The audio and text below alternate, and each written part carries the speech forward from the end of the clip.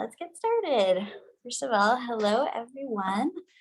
I'm Reverend Emily. I am a high school science teacher in Hood River, a full-time science teacher, a mother of two precious boys who are 7 and 9. And I am studying to be a Buddhist minister with my teacher, Tai Kozen. And so I just want to preface by saying this is really a special opportunity for me. I feel very honored to hold space with you today, and I will do my best to speak truthfully, authentically, honestly, and share whatever wisdom I can, which may be some tiny, tiny nugget, or maybe a lot. Who knows? We'll see what happens. So again, I come to you in a humble fashion with doing my best. I am tasked with describing and sharing and talking about the Noble Eightfold Path. And I think it's interesting, we often talk about the Four Noble Truths and the Noble Eightfold Path, and we use that word noble. And like my teacher likes to say, it's not that the path is noble, it's that those walking on the path are noble. So really, it's a path of self-discipline. And there's no one lording over you, evaluating you, judging you, measuring you. It is all sort of to the extent that you can uphold these principles, right? It's all sort of on the individual. How can we progress and continue to progress on this beautiful path? And like Tai Z mentioned this morning, this is the medicine, right? This is at the end of the Four Noble Truths. The Buddha says, this is the way, this is the path. If you want to transform your life, if you want to leave suffering, dissatisfaction, unhappiness behind, then you should follow the Noble Eightfold Path. And so there are 8 principles along the path, and they're not meant to be done like in order, right? They're meant to be experienced, practiced simultaneously because they help support each other. So by doing one, you're actually supporting your achievement of the others. So I think, Scott, now would be a good time just to put the slide up. I just have one slide, folks. Not gonna have a whole PowerPoint of this.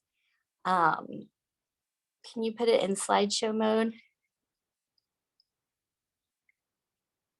Beautiful. So you see here on the right, the Dharma wheel.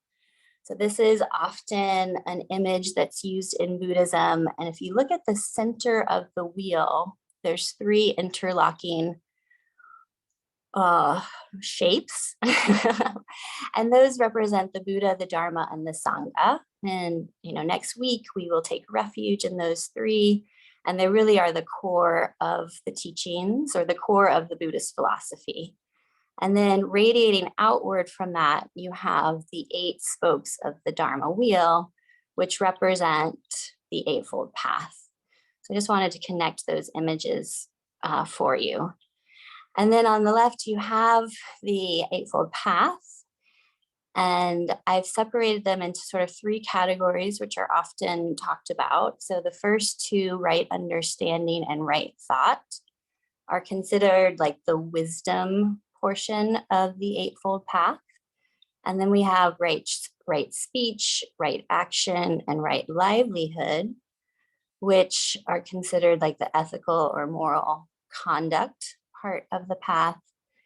And then we have right effort, right mindfulness, and right concentration, which are considered like the mental discipline part of the path.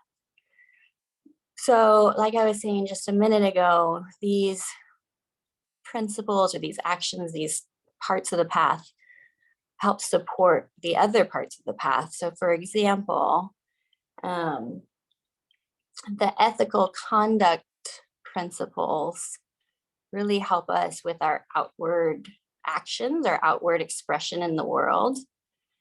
And by having good outward expression, that supports our mindfulness and our concentration. So for example, I'm a teacher and a mom. So if I speak harshly to my sons, or if I yell at the students in the class, in my classroom, right, that's not kind and beneficial speech.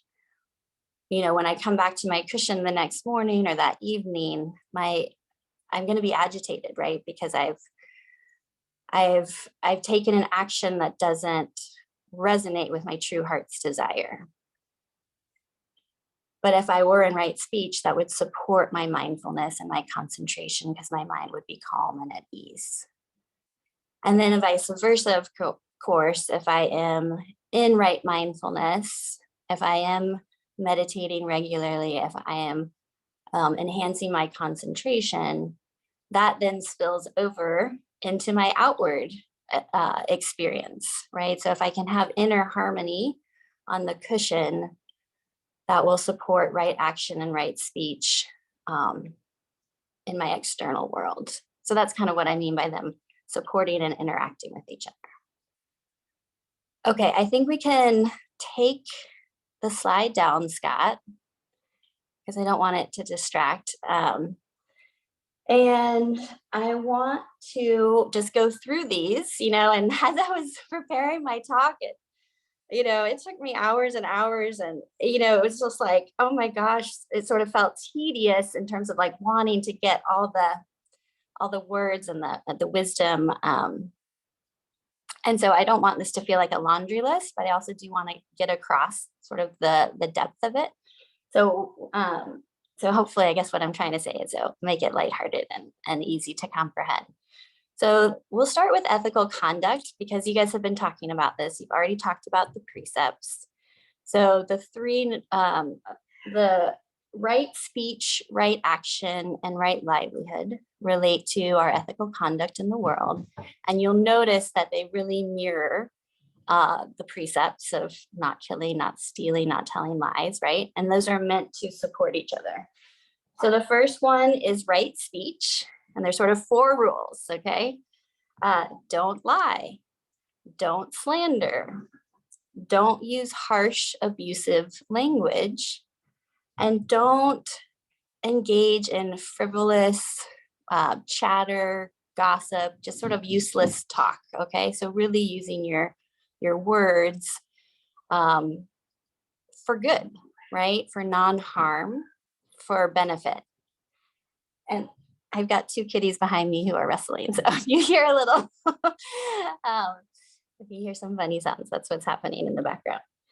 So the example I have of this in my life is that Ty Kozin's been a really good model for me. So I went through a divorce, a separation 3 or 4 years ago at this point, and Kozin is friends with me and my husband, my ex. And whenever Kozin and I spoke on the phone about my ex, he always used kind and gentle words, right? He was never slandering or lying. It didn't mean we weren't able to talk truthfully and honestly about what was happening.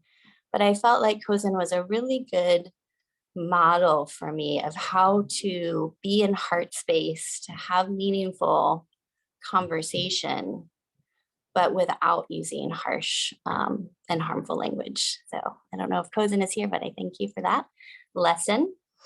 The next principle is right action. And right action is no killing, no stealing, and no sexual misconduct. And I'm sure when you went through the precepts, I'm sure you talked about this.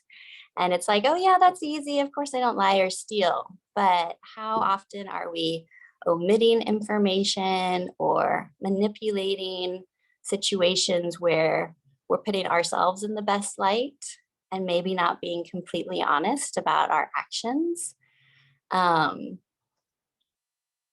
so I just feel like there is opportunity, even though this one seems like, oh yeah, of course I'm doing the right action. I think when you get into it, it can be a little more subtle. So recently at the coffee shop, the woman, like I paid for my coffee and she gave me $2.50 back instead of $1.50 back. And for me, that was easy because I was just chuckling. I was like, oh, and so I gave her back the extra dollar. But, that's a situation where it could have been easy to just be like, hey, yeah, that's her mistake. She's going to have to, come to the end of the day and deal with the fact that the register is not even. But that would not be truthful. That would not be right action. So for me, that one's easy. I feel like it gets a little more tricky when you're trying to uphold, a perfect sense of self to the exterior world. So there's always learning for me in these as well. Right livelihood is basically not doing the two others, not so basically right speech and right action, but in support of your work. Okay, so how are you supporting yourself? How are you making money? How are you producing and consuming in the world? That is right livelihood. And the Buddha tells us that we shouldn't lie or slander or steal or kill to make our living. So we shouldn't be involved in arms trade, sex trade. We shouldn't be involved in the killing of animals for our living. And really the questions we might want to ask with our livelihood is what I do for a living causing harm? Or is it contributing to goodwill and ease? And is what I'm doing helpful? So there's sort of one level of like making sure you're not doing bad, but the other level is, am I actually contributing in a positive way to the world? And so for me, yeah, I mean, you could look on the face of it like, okay, Emily's a Dharma teacher and she's a science teacher, right? This is what she does. Like I teach 3 classes of science every day and I teach a mindfulness meditation class at the high school every day. So easy, check mark. Emily's doing right livelihood. And it's like, well, how am I doing that? And for me, my, meditation recently has been on, I'm only going to teach from the heart. I'm only going to teach what I authentically know. Just like Taizi was talking about this morning. That's one thing to know the noble truths intellectually. It's another thing to know them deeply, authentically, to speak from the heart, to not just teach concepts, but to teach from a real felt, authentic experience. And so even with science, I have a master's in environmental science. Sometimes it's hard to just, I'm like, am I teaching this because I really know this? Or am I teaching it because I feel like I have to teach it because it's in the book, right? So my path with right livelihood is to be, to really slow down and only teach what I truly know. And that it's really refreshing. It feels very centered and grounded. Okay, so those are the 3 ethical conduct principles, pathways on the eightfold noble path. And then we get into the mental discipline part. And don't worry, we are going to pause here in a second. I know I've been talking a lot.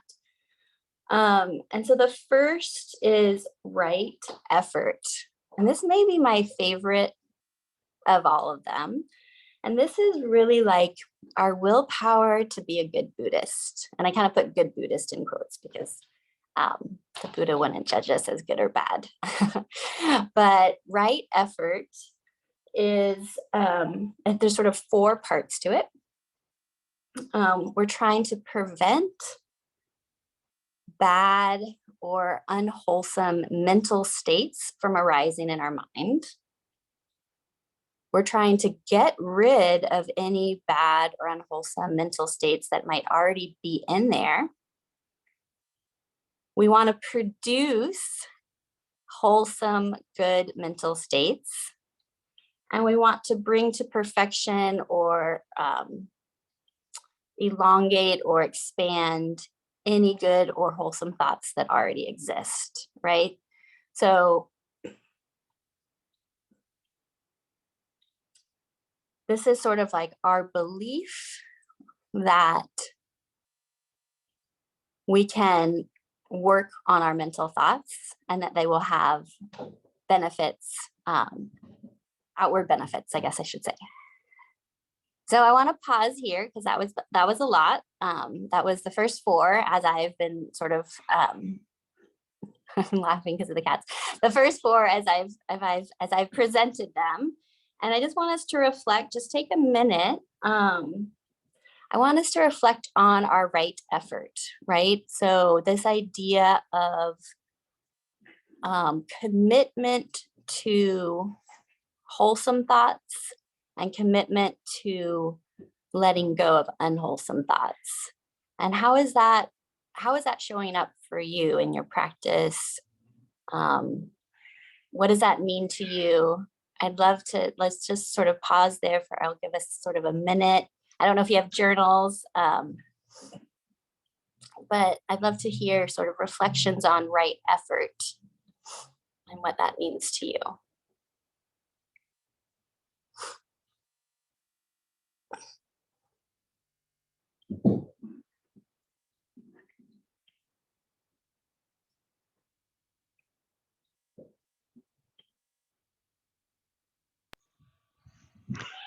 Emily, I'll jump in. Right Okay. effort brings to mind for me kind of the idea of the middle path or the middle way, because it's all too easy for me being self-employed to sit at my desk from the moment I wake up in the morning to the moment I collapse late at night. And I've gone through phases where I've done that. But but then there is this thing called life too that we have besides work. So to me that brings to mind trying to balance work and non-work life, which is never easy. Never easy. You don't want to slouch off and neglect work, but you don't want to become a workaholic. So what do? And when you're doing one, should you be thinking, oh God, I should be doing the other? And that's a struggle there. So yeah, to me, right effort brings to mind the idea of not too much, not too little. Thank you for that. Yeah. And I'd share that I'm very new to this, and since coming, I think this is the third time I've been in the group, and the sense of non-judgmental and lightness of heart. I'm very self-critical, and in the first two times that I was here, two different people said those are acts of self-violence, and that kind of stuck with me, that shift in the way that you're thinking, and the whole idea of I'm bringing all of those bad thoughts into my own head. It not coming from anywhere but within me. And so making an honest effort to really change that. And then when I see it in others, kind of gently explaining how I'm trying to change that. And so that's been very impactful to me. And I think that goes along with that idea. Thank you.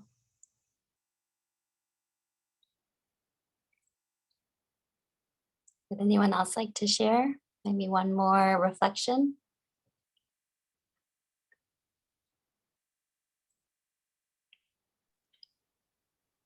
I'll go ahead and share.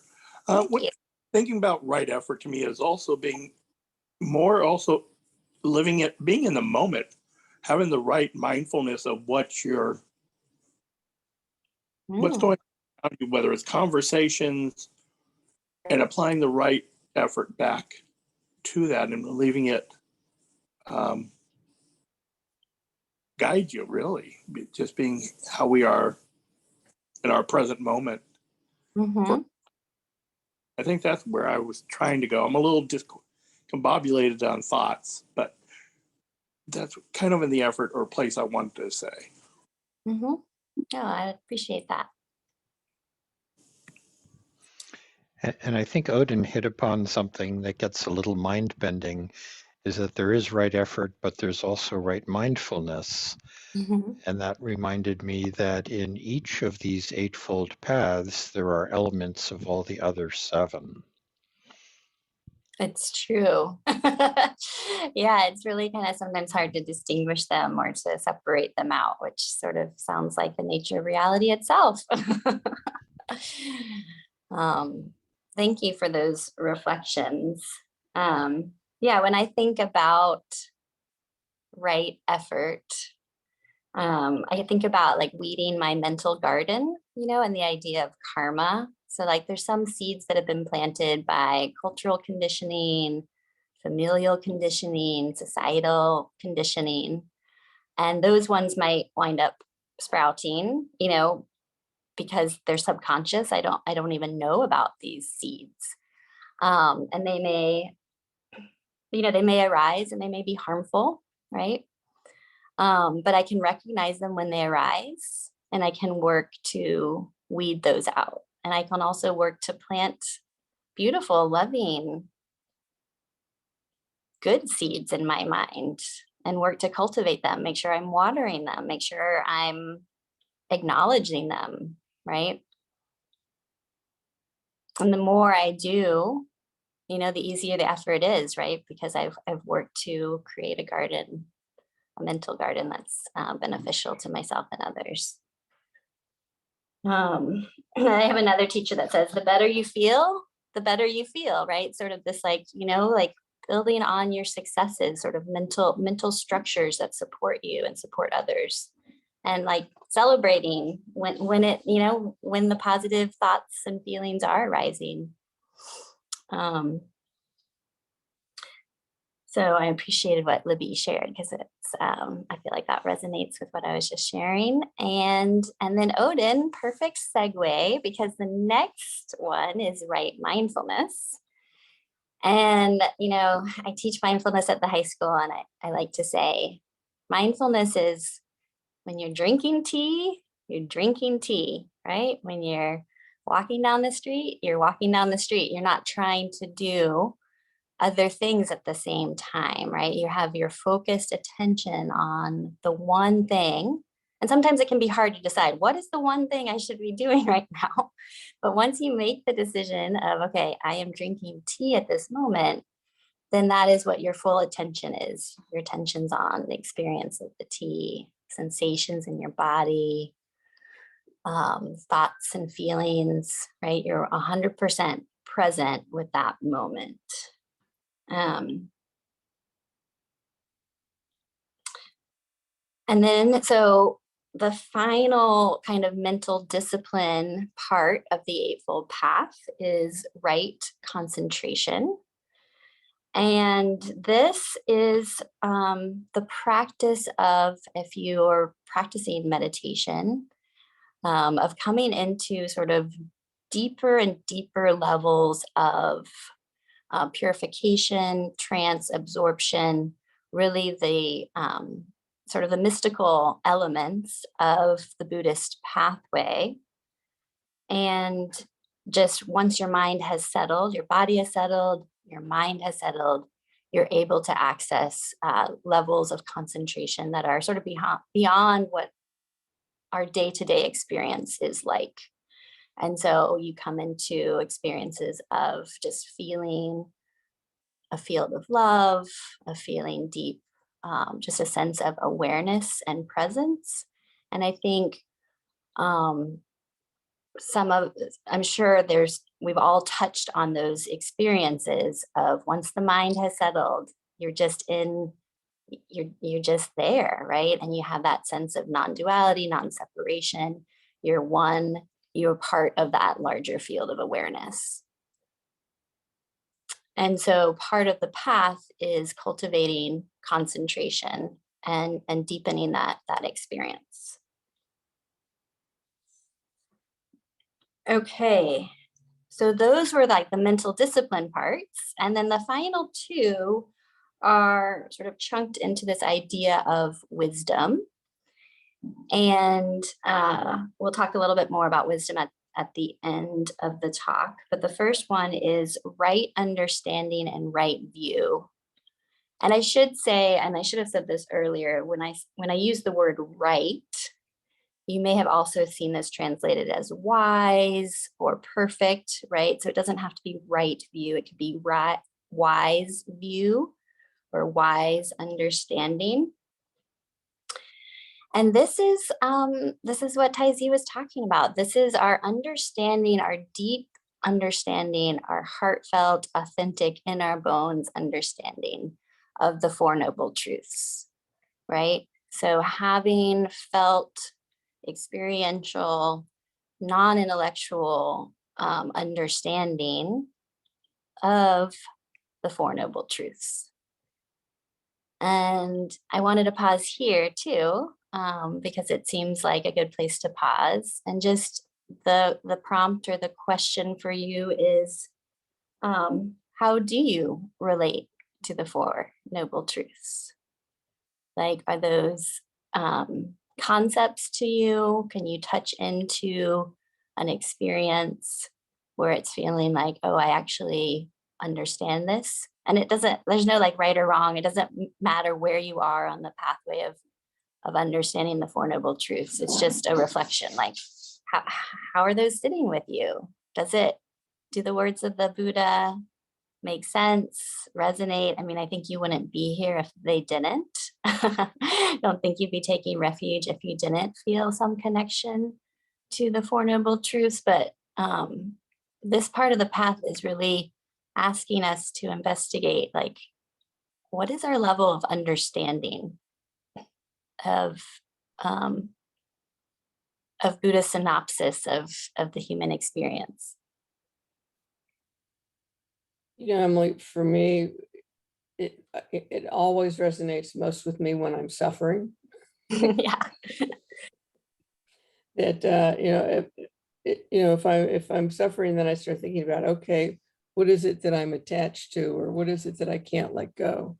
And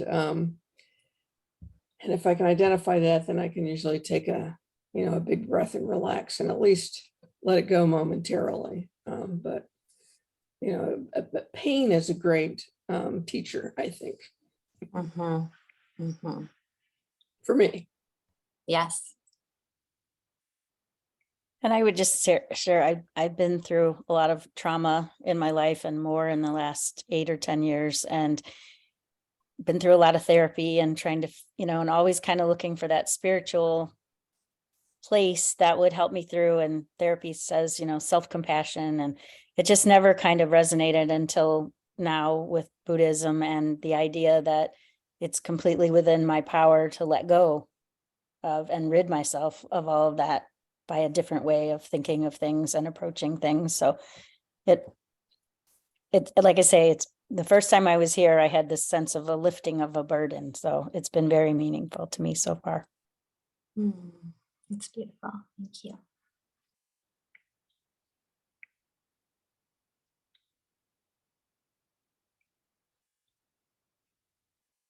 So maybe one more reflection from the group, if there's anyone else that feels willing. I always like to say this to my students, like the more we're courageous to share, the more we benefit others, because there's so much wisdom in this group, right? And if we don't share, we don't really get that sense of this shared human experience, which actually lightens our suffering, and realize, like, then you're like, oh yeah, I'm not that important or special. Everyone feels fear and jealousy and wanting to be seen and all those things.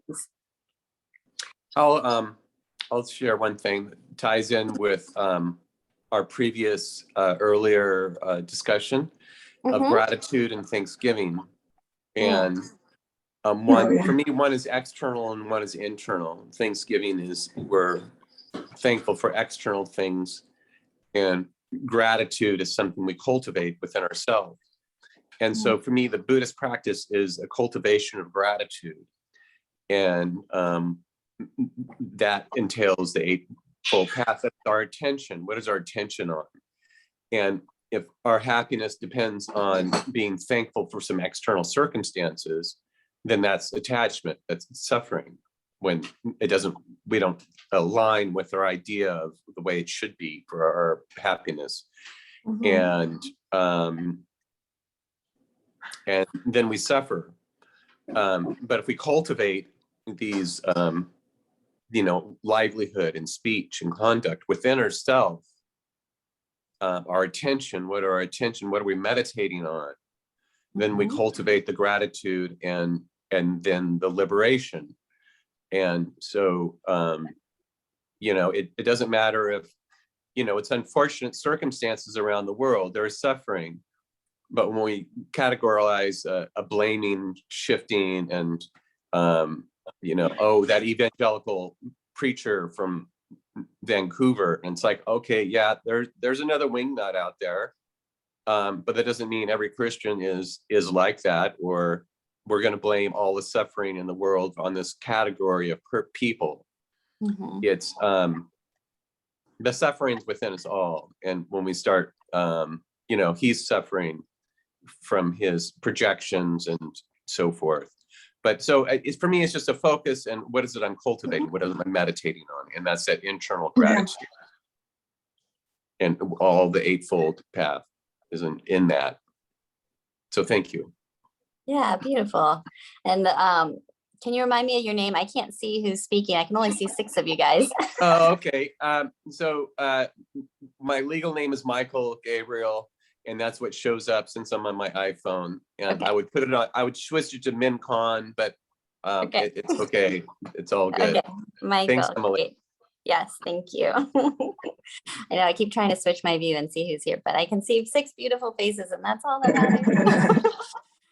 I would just like to add, I go along with just what Michael said, but at the 8 noble truths, for me, would be right mindfulness. And once you have right mindfulness, the others just kind of fall in place, one at a time, of course, because it's not easy to do all of this right away. So that's very important. And my suffering part is attachment.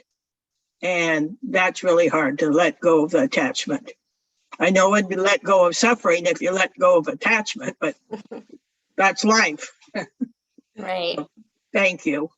Thank you, Patricia. That was beautiful.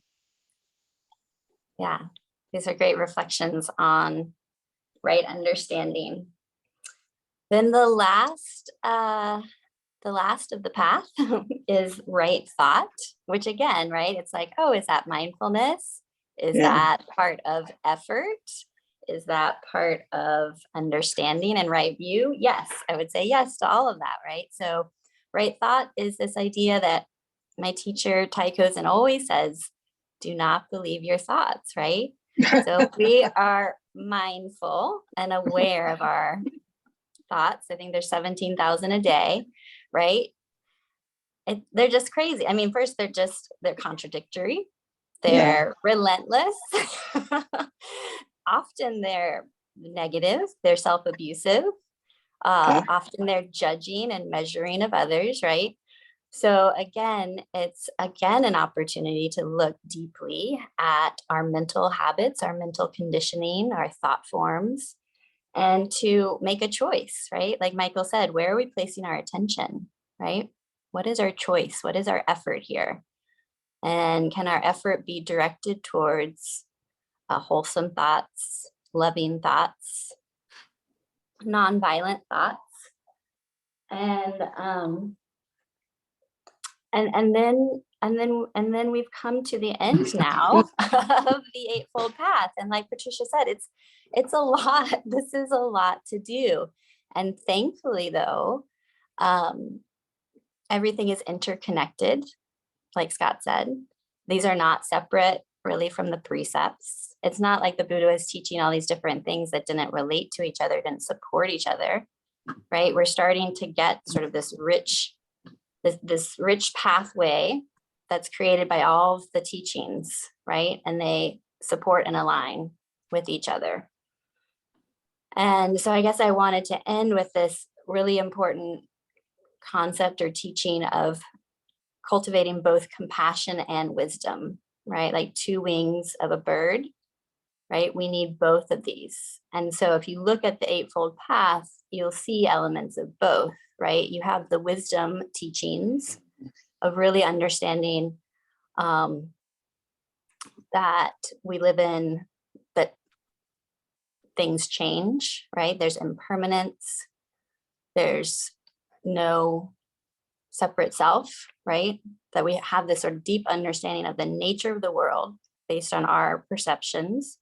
And then we also have this heartfelt, beautiful, a compassionate heart, right? Which is cultivated through right speech and right action and right livelihood, where we're really trying to act in a way in the world that's non-harming. So if you can have both of these, compassion and wisdom, you can transcend the path of suffering and be a good and beautiful human in this world. And I think that's where I'd like to end. So that concludes my talk, and I thank you for your kind attention. Open to discussion, questions, whatever should be next.